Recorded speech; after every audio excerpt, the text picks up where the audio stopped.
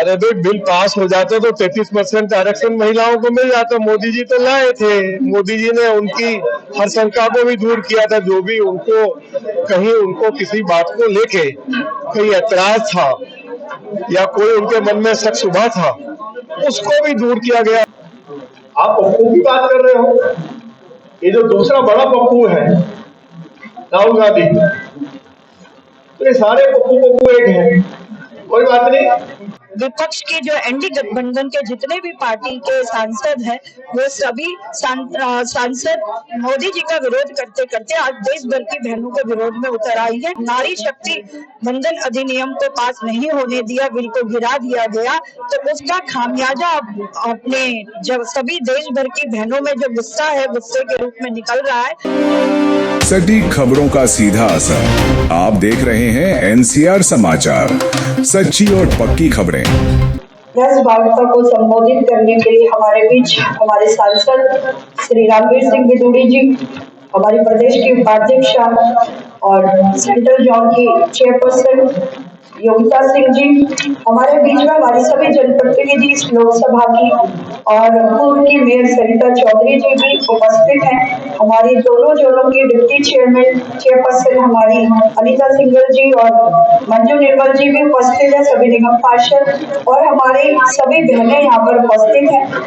आज की इस वार्ता के विषय में सभी को पता है, हम सभी किस विषय को लेकर आज यहाँ पर उपस्थित हुए। हमारे देश के प्रधानमंत्री नरेंद्र मोदी जी ने हम बहनों के आत्मविश्वास को, उनके सम्मान को बढ़ाने के लिए नारी शक्ति बंधन अधिनियम जब सदन में रखा तो विपक्ष के नेताओं को लगा डर, उन्हें लगा देश की आधी आबादी जब भारतीय जनता पार्टी और नरेंद्र मोदी जी के पक्ष में हो जाएगी तो उनकी जो कथनी और करनी है वो सामने आई। और इस विषय पे हम सभी आज अपने सांसद जी के विचार और बहनों के लिए उन्होंने जो सदन के अंदर हम सभी देश भर की बहनों की लड़ाई लड़ी, उसके लिए उनका धन्यवाद भी करते हैं। उससे पहले हमारी सेंट्रल जोन के चेयरपर्सन योगिता सिंह जी अपने विचार की। हमारे मंच पर हमारे आदरणीय लोकप्रिय सांसद रामवीर सिंह बिदूड़ी जी, हमारे दोनों जिलाध्यक्ष माया जी और रविंदर भाई, मेरे साथ डिप्टी चेयरमैन मंजू जी और अनीता जी, पूर्व में यहाँ से मेयर रही सरिता जी और सभी नारी शक्ति और आए हुए मीडिया के सभी भाई और बहन। जैसा कि आप सबको मालूम है कि नारी शक्ति बंधन बिल 2023 को पास हो गया, बट उसको 2029 में लागू किया जा सके, उसके लिए हमारे देश के प्रधानमंत्री आदरणीय नरेंद्र मोदी जी ने विशेष सत्र बुलाया 16, 17, 18। हम सभी बहुत नारी शक्ति देश की इसके बहुत खुश हुई कि उस लोकतंत्र के मंदिर में हमारा भी स्थान 33% का हो जाए। हम सब बैठे 17 तारीख को, जिस दिन हमको लग रहा था कि वो एक ऐतिहासिक दिन होगा नारी के लिए, विपक्ष ने उसको काला दिन बना दिया। और विपक्ष यहाँ तक कि हमारे देश के प्रधानमंत्री जी ने सभी दलों से आग्रह किया कि आप सब इसका क्रेडिट भी ले लीजिए। कांग्रेस और उसके सहयोगी दलों ने उस बिल को पास होने नहीं दिया। मैं नारी शक्ति, हमारी सारी नारी शक्ति में इस बात का आक्रोश है कि जो 40 साल से हम बात कर रहे हैं कि हमको आरक्षण चाहिए, आरक्षण चाहिए, 2023 में सभी दलों ने उसको सर्वसम्मति से पास किया। अब जब पास किया तो क्योंकि डिलिमिटेशन 1976 में हुआ, उसके बाद डिलिमिटेशन 2026 में ड्यू था, तो इसके लिए डिलिमिटेशन करना भी जरूरी है और डिलिमिटेशन के आधार पे सीटें बढ़ेंगी। तो विपक्ष के ये कहना कि यहाँ सीटें कम ज्यादा, पूरे देश भर की जितनी सीटें आज हैं उससे 1.5 गुना सीटें तो हर स्टेट में हो रही हैं। हम सब इस बात के लिए विपक्षी दलों का और कांग्रेस का कि उनको नारी का अवरोध सहना पड़ेगा और आने वाले समय में नारी इस बात का जवाब भी देगी कि नारी सिर्फ मतदान के लिए नहीं है, उसको अपना स्थान भी चाहिए, वो भी नीति बनाए, उस कानून का हिस्सा हो। तो उसके लिए उसको आरक्षण हमारे देश के प्रधानमंत्री जी दे रहे थे, जिसका विपक्षी दलों ने विरोध किया और हम सब उस बात की निंदा करते हैं। और मैं हमारे मध्य में हमारे मुख्य वक्ता आदरणीय रामवीर सिंह बिदुड़ी जी हैं, मैं उनसे आग्रह करती हूँ कि वो अपनी बात रखें।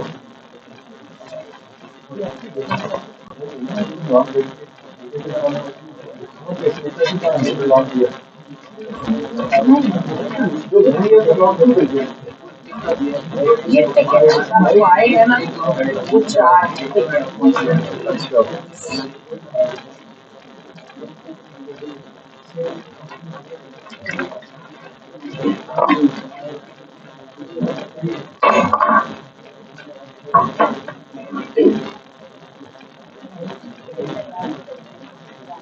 अभी आपने सार्वजनिक जिला भाजपा की अध्यक्षा बहन माया सिंह जी को और दिल्ली प्रदेश भारतीय जनता पार्टी की उपाध्यक्ष सेंट्रल जोन की चेयरमैन आदरणीय बहन दीपिका जी को सुना है। उनकी बातों में थोड़ा गुस्सा भी मिल रहा है। हमारे बीच जो उपस्थित है महरौली जिला भाजपा के सम्मानित अध्यक्ष श्री सोलंकी जी, रविंद्र सोलंकी जी,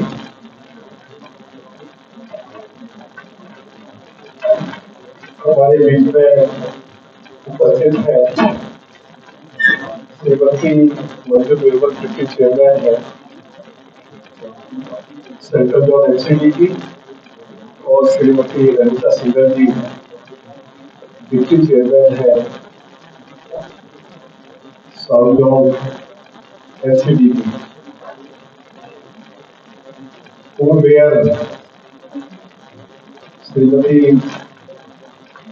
प्रियंका चौधरी जी यहाँ उपस्थित है। श्रीमती ममता पवन प्रताप निगम पार्षद है राकेश नगर से। निगम पार्षद में श्रीमती ममता यादव है, श्रीमती कुसुम खत्री महरौली विधानसभा से भारतीय जनता पार्टी की उम्मीदवार रही है। हमारे बीच में महरौली जिला महिला मोर्चा की अध्यक्ष बहन अरुणा रावत जी,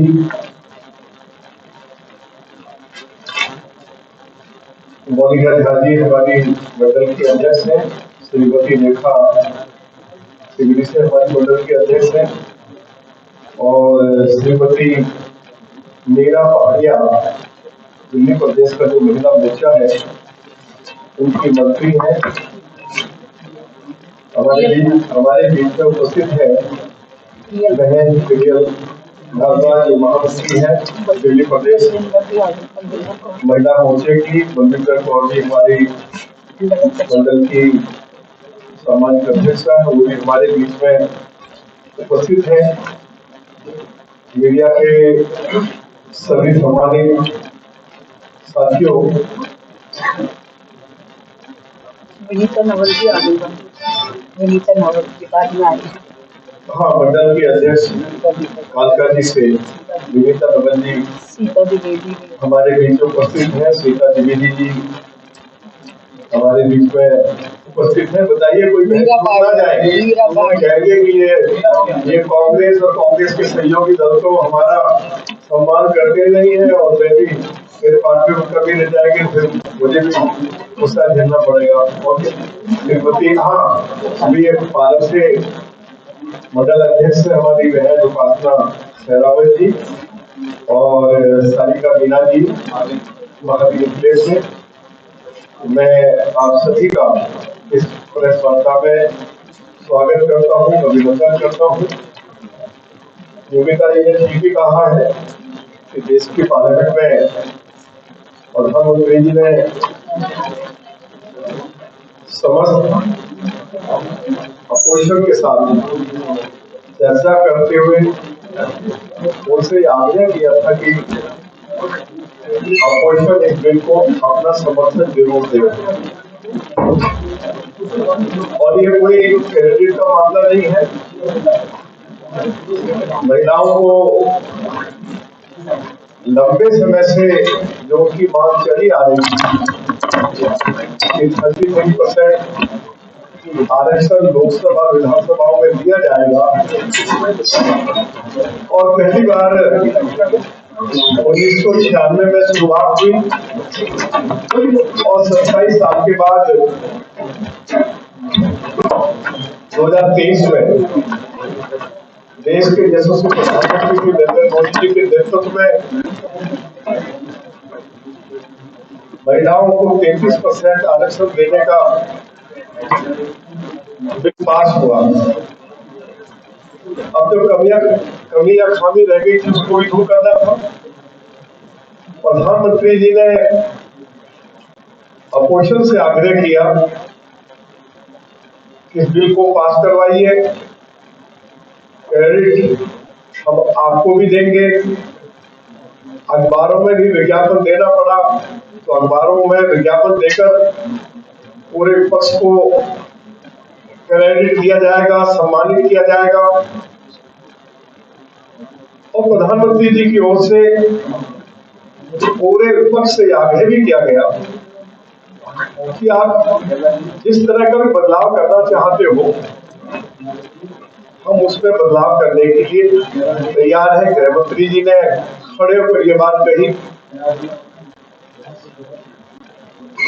अपोजिशन की तरफ से ये मुद्दा उठाया गया, ये भ्रम फैलाया गया कि यदि डिलिमिटेशन होगा और महिलाओं के लिए 33% आरक्षण पक्का किया जाएगा तो साउथ में नुकसान होने वाला है। गृह मंत्री जी ने आंकड़ों के साथ ये जानकारी दी कि साउथ के किसी राज्य में भी लोकसभा और विधानसभा में जितनी सीटें हैं उसी अनुपात से बल्कि कुछ सीटें बढ़ सकती हैं। लेकिन जो ये प्रचार किया जा रहा है कि साउथ के राज्यों में देश की पार्लियामेंट और प्रदेश की विधानसभाओं में नुमाइंदगी कम हो जाएगी तो उनके भ्रम को भी दूर किया गया। एक बार सवाल उठा 543 में कर दीजिए, उसके लिए भी गृह मंत्री जी ने कहा कि हम तैयार हैं। लेकिन विपक्ष ने बिल का विरोध किया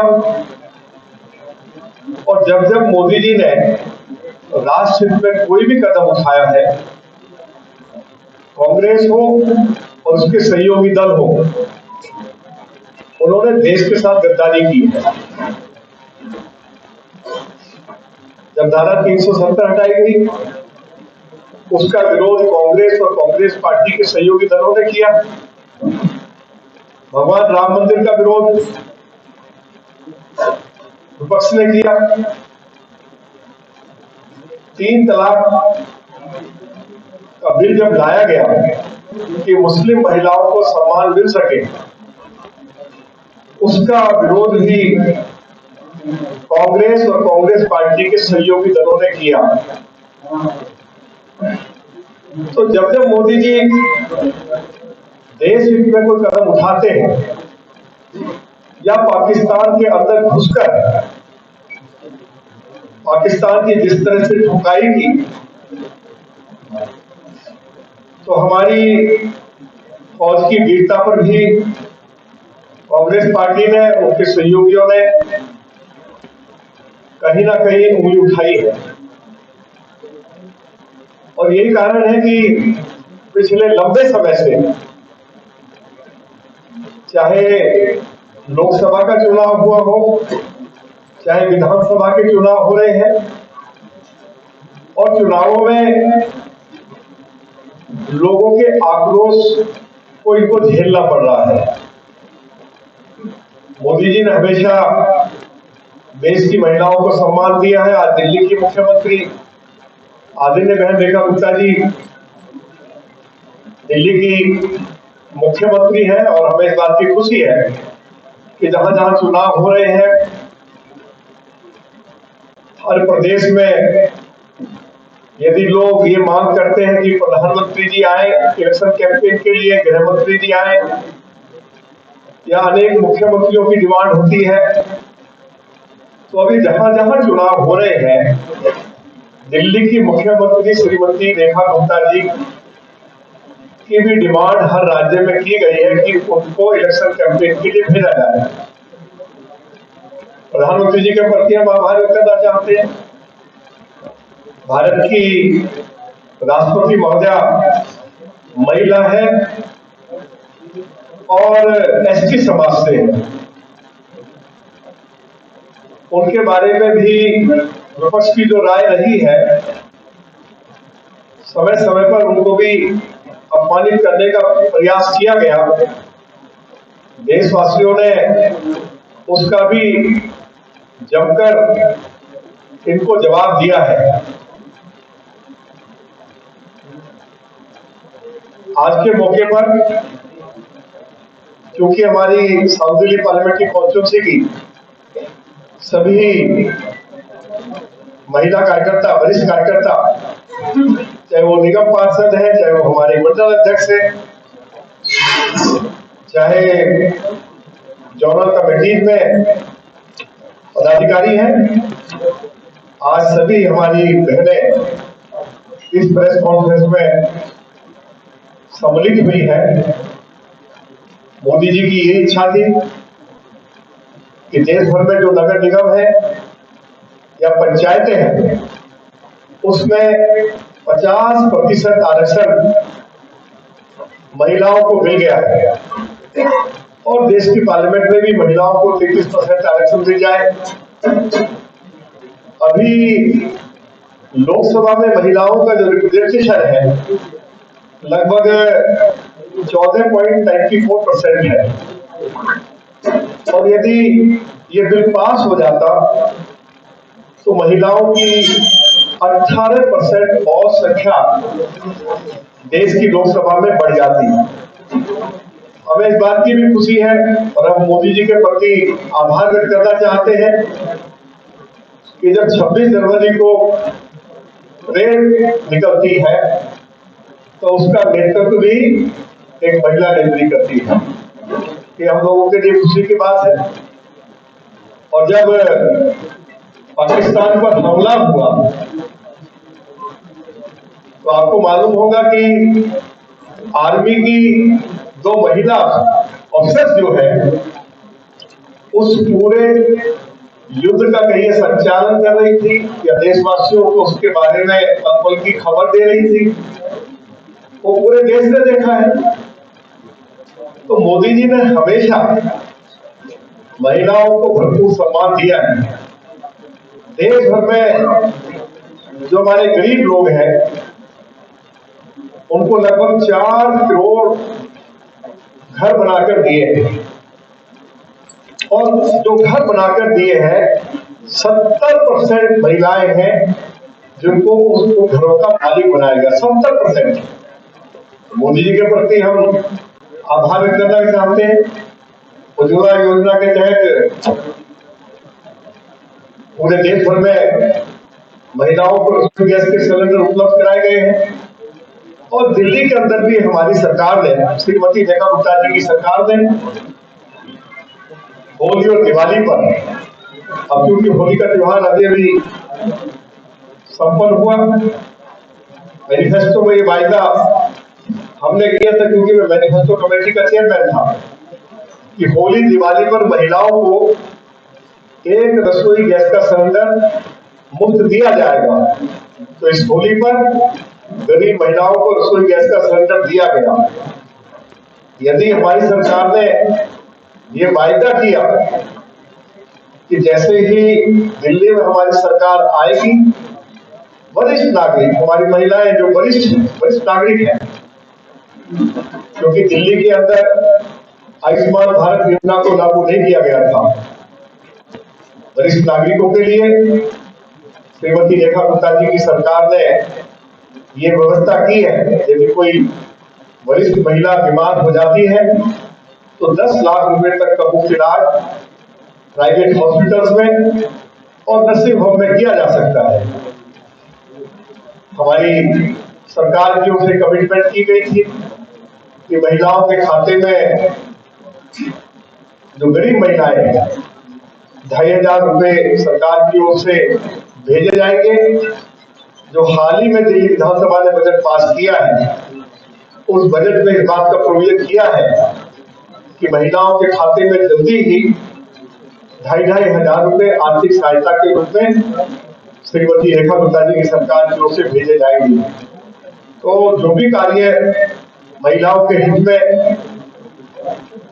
हमारी दिल्ली की भाजपा की सरकार के द्वारा किए जा रहे हैं, उसके लिए मैं दिल्ली की मुख्यमंत्री श्रीमती रेखा गुप्ता जी को बहुत बहुत अपनी साउथ दिल्ली पार्लियामेंट्री कॉन्स्टिट्यूंसी की ओर से बधाई और शुभकामनाएं देना चाहता हूं।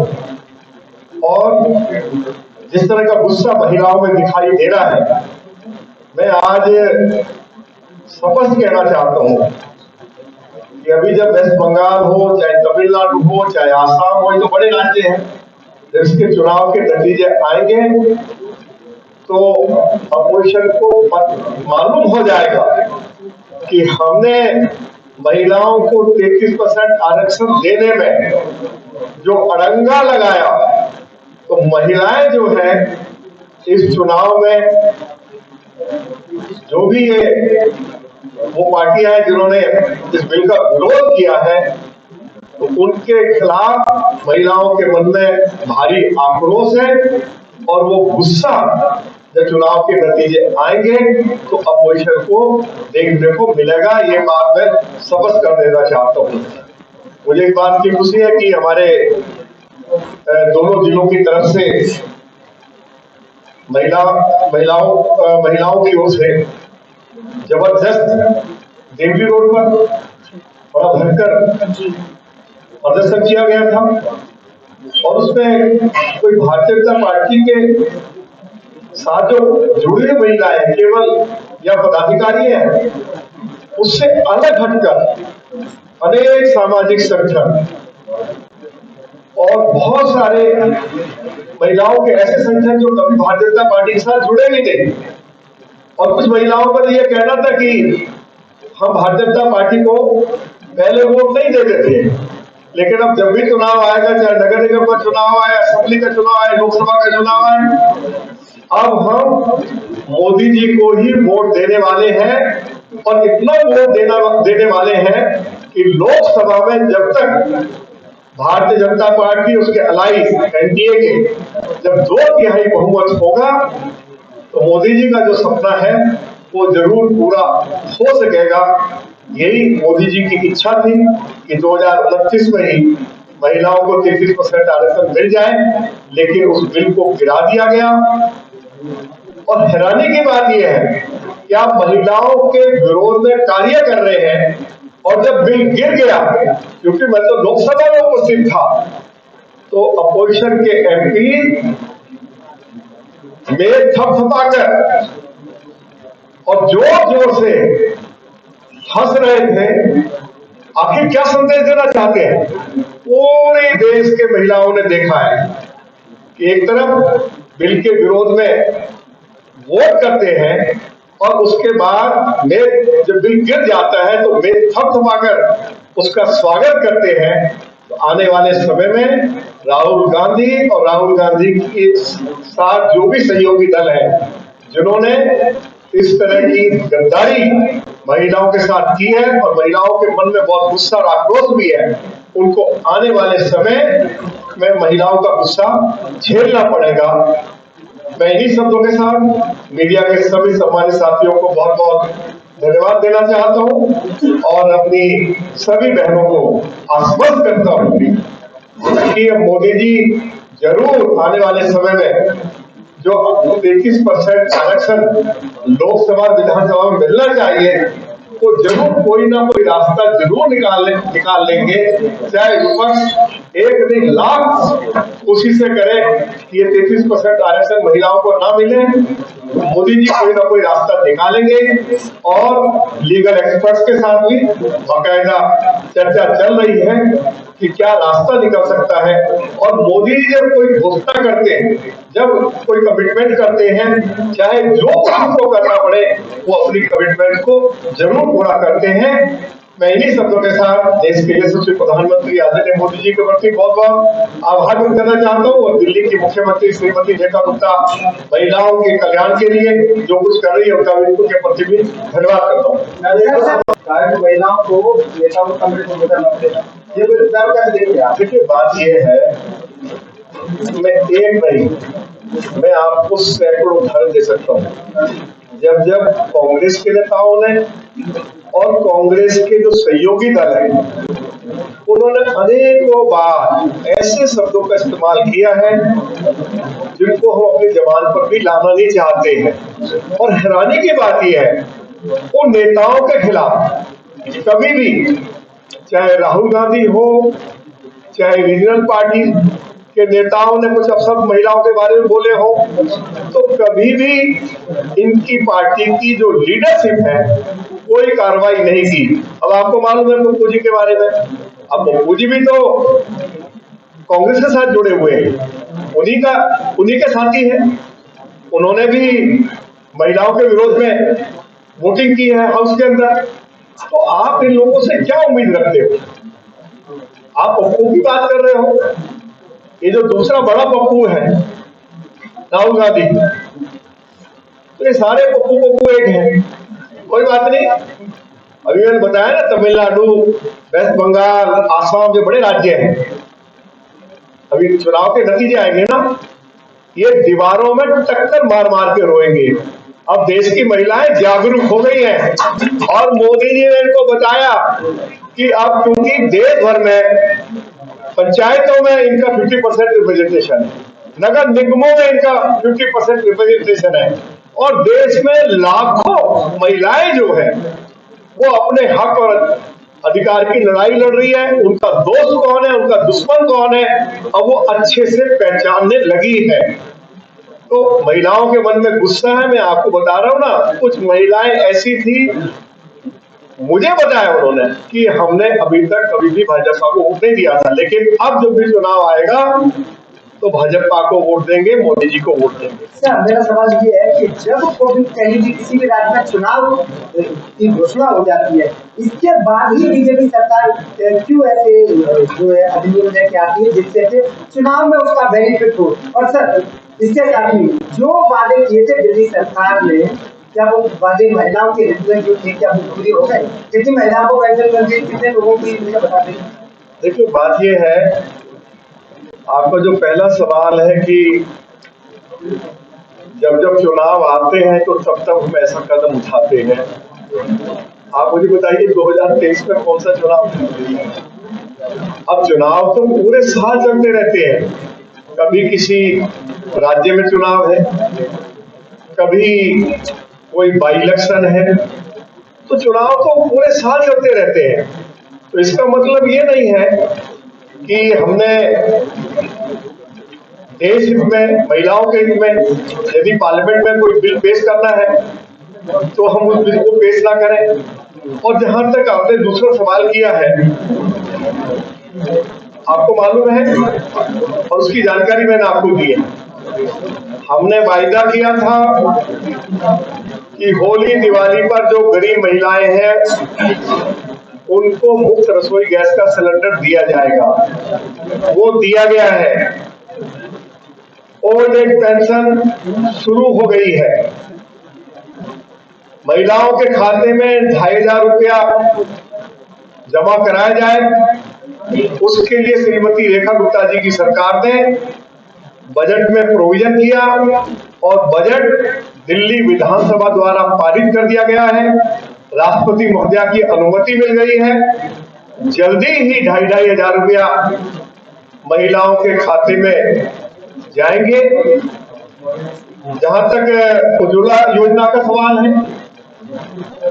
मेरे ख्याल से दिल्ली के अंदर इतनी बड़ी संख्या में शायद कोई महिला नहीं छोड़ी गई है। हमारे पार्टी के कार्यकर्ताओं ने, सामाजिक संगठनों ने जगह जगह कैंप लगाकर रसोई गैस के सिलेंडर उपलब्ध कराए हैं। और फिर जो मैंने जानकारी आपको दी है, आज तो दिल्ली के जो मुख्यमंत्री है श्रीमती रेखा गुप्ता जी, वे भी महिला है। इससे पहले भी दिल्ली में महिला मुख्यमंत्री रही है, चाहे सुषमा जी रही हो, वो भी भारतीय जनता पार्टी की नेता थी। उसके बाद चाहे रेखा जी रही हो, शीला जी रही हो, शीला जी के बाद आतिशी जी भी थी, और अब श्रीमती रेखा गुप्ता दिल्ली की हमारी महिला मुख्यमंत्री हमारा नेतृत्व कर रही है और अच्छे काम चल रहे हैं। अब साउथ दिल्ली में भी यदि आप देखेंगे तो यदि पीने के पानी की बेहतर व्यवस्था की जा रही है, सड़कें बनाई जा रही है, कम्युनिटी सेंटर बनाए जा रहे हैं या राशन कार्ड बना के दिए जा रहे हैं, तो इसका फायदा हमारी महिलाओं को भी तो हो रहा है ना। एक एक विधानसभा क्षेत्र में, एक विधानसभा क्षेत्र मुझे आप बता दीजिए कि श्रीमती रेखा गुप्ता जी की सरकार ने पहले साल में कोई ऐसा विधानसभा क्षेत्र नहीं है जहां 150 करोड़ रुपए से लेकर 700 करोड़ रुपए तक विकास के कार्यों के लिए ना दिया हो। दिया है ना उसका, और काम जमीन पर उतर गए हैं। आप मुझे बताइए, आप पूरे क्षेत्र में घूमते हो, क्या आज रेखा गुप्ता जी की सरकार की मार्गदर्शन में कहिए, उनके नेतृत्व में कहिए, आज महरौली बदरपुर रोड को वाइडन किया जा रहा, सिग्नल फ्री किया जा रहा, 2000 करोड़ रुपया दिया है। तो क्या हमें रेखा गुप्ता जी की सरकार का स्वागत करना चाहिए या नहीं करना चाहिए? अभी हमारा महरौली गुड़गांव रोड, उसके लिए 640 करोड़ रुपया दिए हैं कि वो सिग्नल फ्री हो जाए। आपके आश्रम से लेके बदरपुर तक मथुरा रोड को वाइडन करने के लिए, सिग्नल फ्री करने के लिए 440 करोड़ रुपया दिए हैं। बसंतपुर से लेके पश्चिम मूर्ति तक 5.5 किलोमीटर लंबी टनल बनने का काम शुरू हो गया, जिसके ऊपर लगभग 4000 करोड़ रुपया खर्चा हो रहा है। तो हमारी महिलाओं को फायदा होगा नहीं होगा? उनको भी तो, उनके लिए भी दिल्ली अगर विकसित हो रही है तो पुरुष और महिलाओं को बराबर इसका लाभ मिलेगा। और यदि INA से लेकर ऑल इंडिया मेडिकल इंस्टीट्यूट से लेकर महिपालपुर से पालम एयरपोर्ट तक यदि एलिवेटेड रोड बनाया जा रहा है, इन योजनाओं के ऊपर दिल्ली की मुख्यमंत्री श्रीमती रेखा गुप्ता जी केंद्र सरकार से 24,000 करोड़ रुपया लेकर आई है, तो इसका लाभ समान रूप से महिलाओं को भी मिलेगा, पुरुषों को भी मिलेगा। और मैं अंत में ये कहना चाहता हूं, कांग्रेस और उनके सहयोगियों ने इस बिल को गिराकर जो महिलाओं को 33% आरक्षण मोदी जी देना चाहते थे, ये तो बाबा साहब भीमराव अम्बेडकर की इच्छा थी कि सब महिला हो पुरुष हो सबको बराबरी का दर्जा मिले। तो इन्होंने इस बिल को गिराकर बाबा साहब भीमराव अम्बेडकर जी का अपमान किया है। मैं ये भी कहना चाहता हूँ, आज की प्रेस कॉन्फ्रेंस जो है सर, आज की प्रेस कॉन्फ्रेंस जो क्या बात है वो नारी शक्ति बंधन अधिनियम को, ये बिल को गिरने को लेकर के है। तो 2023 में राज्यसभा लोकसभा से दोनों से पास हो गया था, लेकिन ये निर्णय लिया गया था कि परिसीमन और जनगणना के बाद ये लागू होगा, तो वो अब तक क्यों नहीं हो पाया?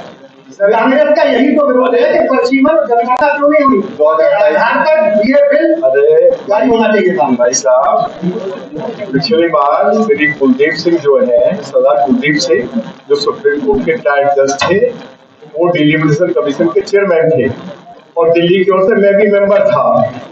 तो आप जरा वो पढ़िए उसको, ऑर्डर को, उसमें लिखा है कि 2026 से डिलिमिटेशन का कार्य शुरू होगा और सीटों को भी बढ़ाया जाएगा।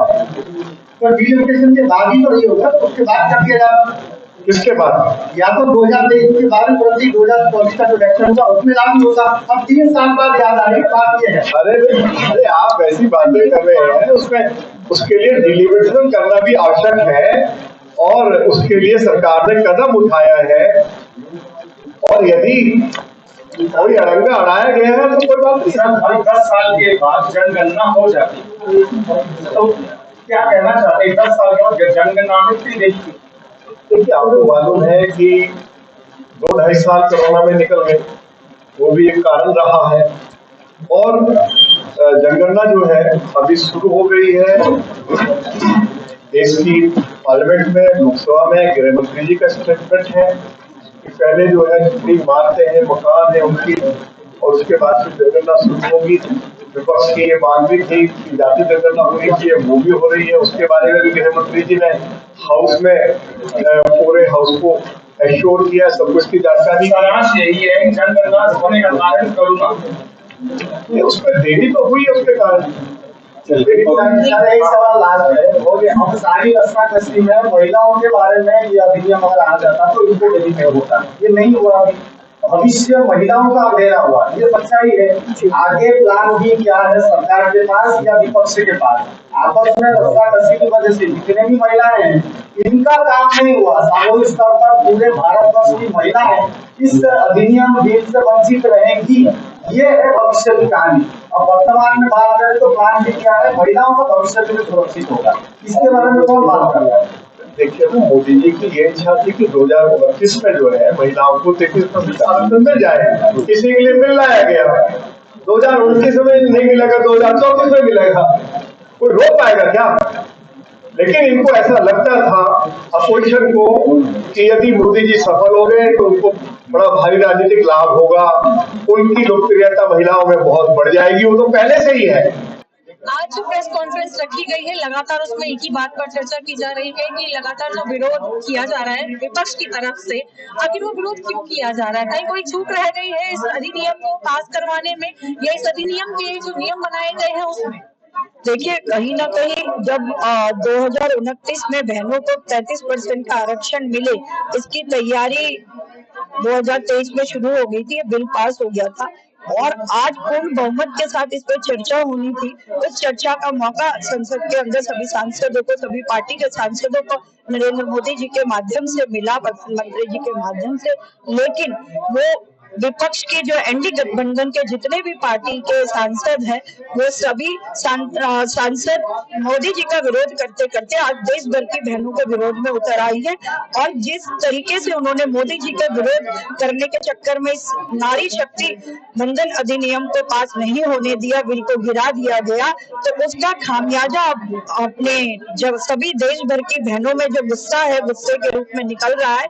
और ये आने वाले चुनाव में या अभी जो रिसेंट में 3-4 स्टेटों में चुनाव हो रहे हैं, उनमें सारी देश भर की बहनें जो वोट करने वाली हैं स्टेट की, सब अपना गुस्से के साथ उनका विरोध जताएंगी। तो इसके लिए जो विपक्ष के नेता है, जिन्होंने सांसदों ने, उनकी पार्टियों को ये खामियाजा भुगतना पड़ सकता है। तो मोदी जी ने जो वादा किया है, बिल तो पास, महिलाएं अपना अधिकार लेके रहेंगी, ये इतनी कमजोर नहीं है भारतीय नारी, अपना अधिकार वो लेके रहेंगी।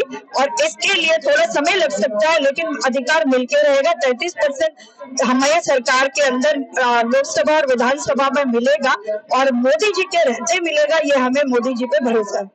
लगातार विपक्षी जो है वो विरोध करते हुए नजर आ रहे हैं इस बिल का, लेकिन ये बिल महिलाओं के हक में निकाला जा रहा है। तो क्या वो नहीं चाहते कि विरोध जो महिलाएं हैं वो आगे बढ़े? क्योंकि अगर महिलाओं के लिए कुछ अगर काम होगा देश में, तो फायदा तो विपक्षियों की महिलाओं का भी होगा। अरे भाई, बिल पास हो जाता तो 33% आरक्षण महिलाओं को मिल जाता। मोदी जी तो लाए थे, मोदी जी ने उनकी हर शंका को भी दूर किया था। जो भी उनको किसी बात को लेके कहीं ऐतराज था या कोई उनके मन में शक शुबा था, उसको भी दूर किया गया। पहले कहा गया कि हाउस का रिप्रेजेंटेशन कम हो जाएगा, तो हाउस के अंदर गृह मंत्री जी ने एश्योर किया कि रिप्रेजेंटेशन बढ़ जाएगा, कम नहीं होगा। तो अनेक तरह के सवाल उनके द्वारा उठाए गए। मोदी जी इस बिल को पास करवाना चाहते थे, महिलाओं को 33% आरक्षण देने की उनकी कमिटमेंट है, वो 2029 में ही वो पूरी हो जाए, वो उनकी इच्छा थी। लेकिन अपोजिशन को ऐसा लगता था कि महिलाओं को यदि 33% आरक्षण मिल जाएगा तो मोदी जी की लोकप्रियता बहुत बढ़ जाएगी और उसका राजनीतिक लाभ भारतीय जनता पार्टी, उसके सहयोगी दलों को मिलेगा। ये इसका मुख्य कारण था, इसलिए इन्होंने बिल को पास नहीं होने दिया।